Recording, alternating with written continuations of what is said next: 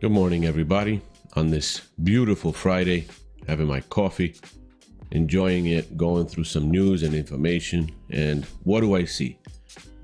I see criticism. I see a lot of criticism of Luka Doncic. A couple of statements been made.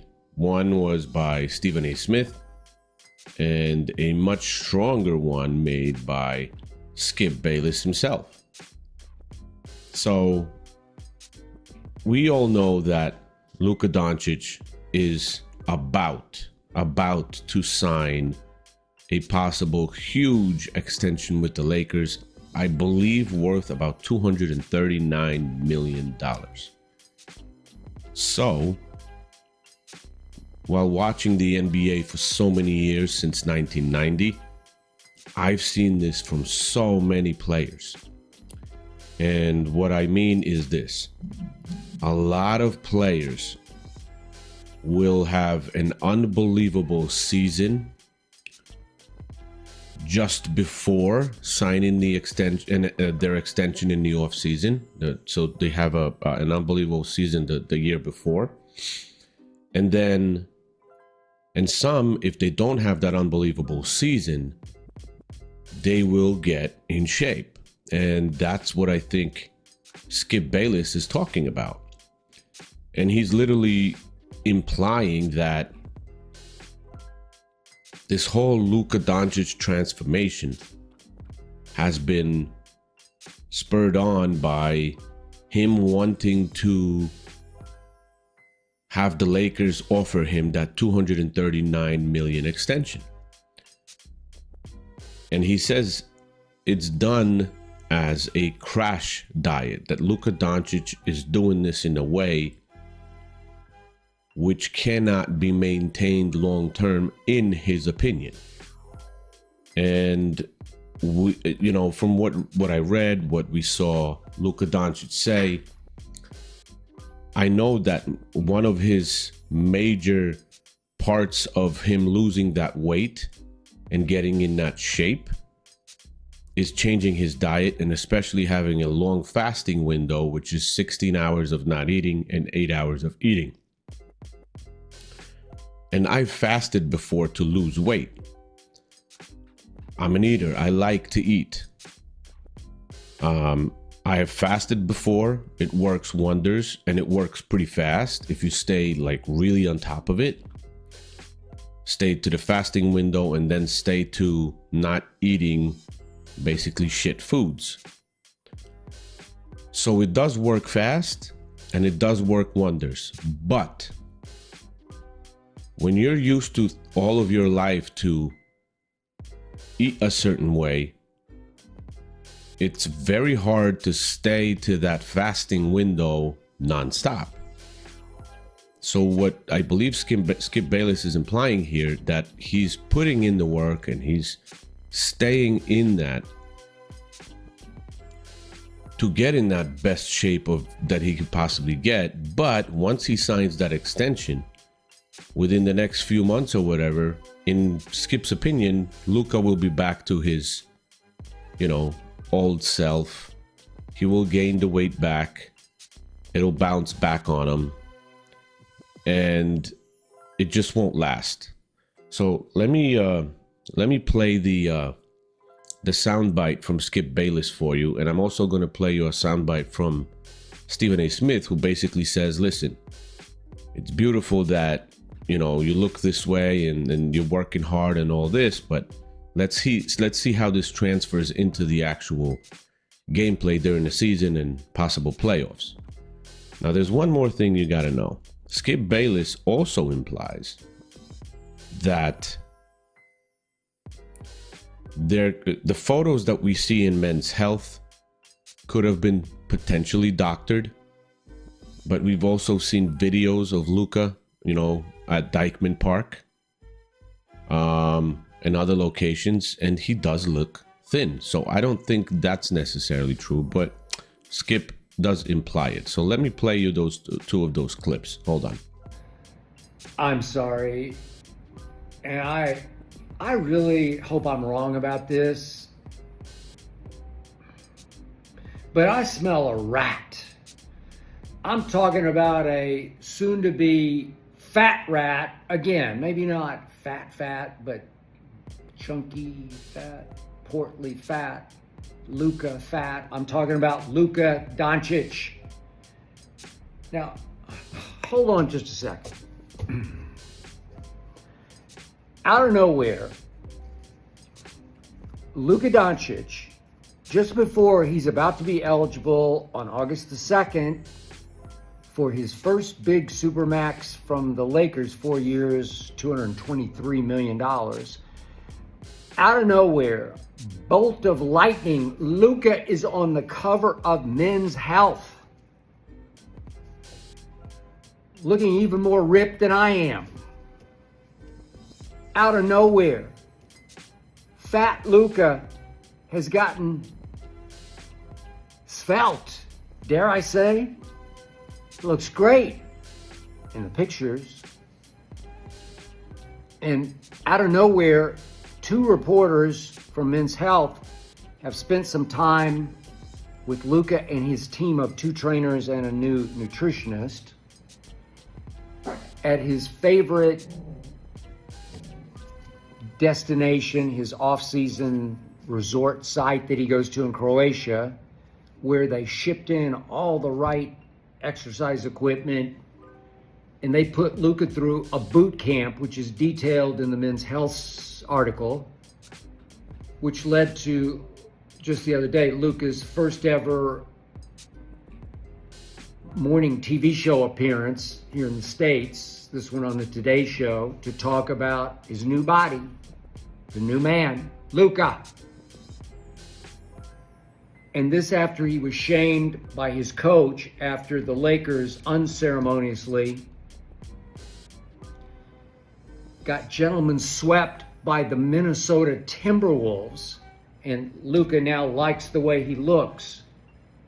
But will it last? That's all that matters, because what I always preach, what I evangelize about fitness-wise as a fitness evangelist is it's got to be your lifestyle. You can't crash diet, you can't fad diet, because all the studies will show if you fad and you crash and you starve yourself for X amount of days and you lose a bunch of weight and you hit the gym with a new trainer and you start to look pretty good, some people, it'll catch on, because they'll look in the mirror and say, damn, I got to be that person for now until I'm vacating this planet. And those pictures, I just don't trust whatever a magazine does today with the shots. Do you Photoshop? Do you clean them up a little bit? Do you purify? Do you? I don't know. I don't know anything about it. But then what supplements did you use? Supplements. What did you use? Some things that in Croatia that maybe you couldn't utilize as you're being tested during the season? SA, should the league be scared of this version of Slim Luka? No, not any more scared than they already are. I mean, the brother is phenomenal as an offensive talent, no doubt about this. But there's a difference between getting in shape in the offseason and staying in shape during the season. And that's something that we have to monitor moving forward.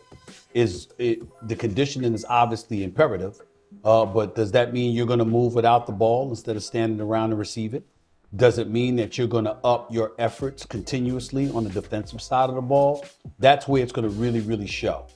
So it's nice to see him prioritizing his conditioning, because we know that's been an Achilles heel of his. He's a terrific basketball player. He's a superstar in this league. But how it's going to translate to the basketball court is not just about how you look, but the effort that you put forth. And it doesn't end in the offseason. So after hearing both of those statements, you hear, Stephen A. Smith saying, it's great what you achieved and how in shape you've gotten and all that other stuff. But let's see if this transfers into the into the season. And if it transfers and we see improvement in your game, in your dedication, in your effort, especially on the defensive end and the offensive end, everything. Not much else said by Stephen A. Smith, but that was the gist of what he said. Now, Skip Bayless, as I told you before, he made a lot of, strong comments on Luka, saying that this is, in his mind, done on purpose to get that deal signed with the Lakers. And then it was weird for him, for Luka to have, reporters from Men's Health be with him overseas and watch his workouts and document them and all that other stuff. Like, it was all set up by Luka. But in my opinion, I don't necessarily agree with that. And I mentioned that in the other video I made about Luka, that I think this is not only Luka. This is, I think, part of Lakers PR as well. So I think the Lakers are actually trying to help Luka create and recreate his image and try to become the face of the Lakers, because they're not focused on LeBron James anymore. They're focused on Luka. So I think the Lakers are trying to have him become the face of the franchise, to show other players that he's dedicated, that he's working hard, that he's a teammate worth playing with, and possibly winning a championship. Hoping, that when LeBron James leaves, and I hope it's sooner than later, that it will entice other players to be drawn to the Lakers and want to play with Luka and want to play for the franchise, like, top tier players. Like a Giannis, for example, a Jokic. And that's what I think it is. But Luka might be in this together with the Lakers, but also Luka, it's all on Luka, because he has to follow that plan. And if he starts, having a beer here or there, or overeating, or losing his fasting window, or just letting go a little bit, it's not that hard to gain that weight back, believe me. I know. Maybe not as easy for Luka as it was, let's say, for me in my example, because I don't play 82 games during the season and burn a lot of fat and calories, but it's definitely going to be tough for him. And I'm myself wondering, because I've seen this done by players, to get in shape or have a great season just before a possible extension being offered, and then letting themselves go again because the deal is signed for 4 or 5 years. So, they don't have as much pressure on them anymore. So that certainly might be the case. I'm hoping it doesn't.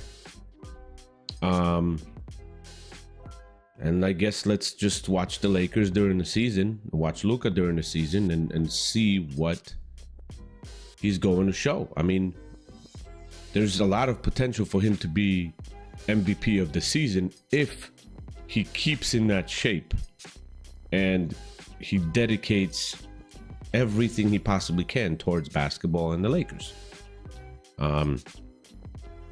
So that's going to be interesting. That's going to be something I'm going to be watching this season, and definitely keeping an eye on. So what do you guys think? Do you think Luka really transformed in a way where, his thinking and everything just changed completely and he's going to be able to keep this up? Or do you think it's mostly done for the extension, like Skip says, and it will come back to what he was, let's say, last season, within a few months or so? So share your thoughts in the comments. Let me know what you guys think, and I'll see you in the next video. Thank you. Peace.